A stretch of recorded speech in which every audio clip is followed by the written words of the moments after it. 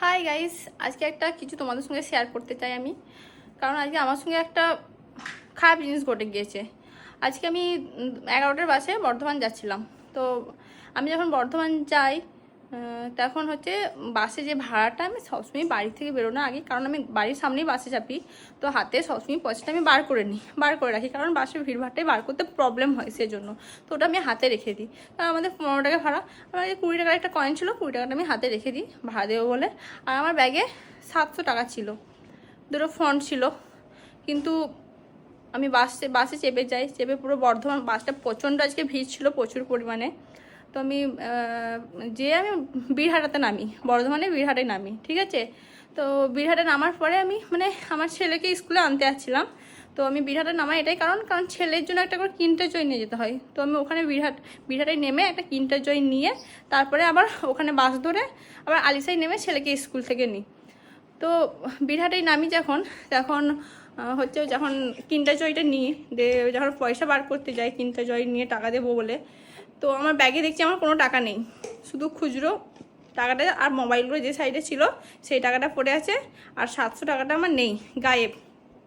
আমি চারিদিকে খুঁজছি, দেখি অন্য চেনে ঢুকে গেছে নাকি, কিন্তু টাকা আমার কাছে নেই।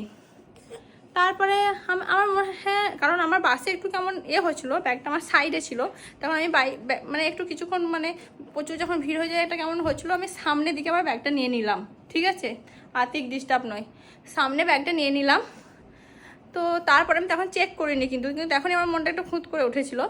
তারপরে আমি পুরো শিওর ছিলাম না, কিন্তু একটু কেমন হচ্ছিলো বলে আমি ব্যাগটা সামনের দিকে নিয়ে নিলাম। তো যখন টাকা বার করতে চাই দেখি আমার টাকা নেই, 700 টাকা আমার গায়েব পুরো। তো আমি পুরো টেনশনে আছি, আমার কাছে কোনো টাকা নেই, খুচরো মাত্র 20 টাকার মতন পড়ে আছে। দিয়ে তারপরে যেখানে আমি কিনতে জয় নিলাম, আমার ফোনপে কিছু টাকা ছিল, তাই না হলে আমি এতই প্রবলেমে পড়ে যেতাম যে সীমা ছাড়া। তো যেখানে কিনতে জয় নিলাম সেখানে বললাম যে আমি কিছু টাকা এক্সট্রা আপনাকে পেমেন্ট করছি, আপনি আমাকে খুচরো দিন, আমার তো টাকাগুলো পাচ্ছি না, গায়েব হয়ে গেছে, মনে হচ্ছে আমার চুরি হয়ে গেছে টাকা। তো লোকটা আমাকে বললো যে বাড়িতে ফোন করে দেখো তোমার বাড়িতে ফেলে এসছো নাকি। আমি শিওর বাড়িতে আমি ফেলে আসিনি, কারণ আমি ব্যাগে টাকা সব কুরিয়ার করে নিয়ে এসেছি। তো আমি তাও বাড়িতে ফোন করলাম, বাড়ি বললো না এখানে কোনো টাকা নেই। তারপর ওই লোকটাকে আমি কিছু টাকা পেমেন্ট করলাম, দিয়ে ও দিল। তারপরে আমি আবার বীরহাটা থেকে আবার আলিশার ছেলেকে নিয়ে আবার বাড়ি আসি। তো কেশবপুরের বাস স্ট্যান্ডে এখন একটা পকেট মার ধরা পড়েছে, দেখলাম অনেক পুলিশজন আছে, লোকজন আছে, একটা হচ্ছে। কিন্তু আমি এখানের বউ বলে আমি শুধুমাত্র যে কিছু বলতে পারলাম না, কারণ একটা কি বলবো, লোকে কি বলবে, হ্যাঁ ওনার বউ এরকম এখানে এসে করছে। তো আমি কোনো কিছু বলিনি। আমি এখন বুঝতে পারছি আমার টাকাটা পকেট মারেই চুরি করেছে। আমার সঙ্গে একটা এরকম জিনিস ঘটে গেল। সবাই সাবধানে থাকবেন, অনেকের সঙ্গে এরকম করতে পারে, রাস্তাঘাটে এরকম এখন চলছে অনেক।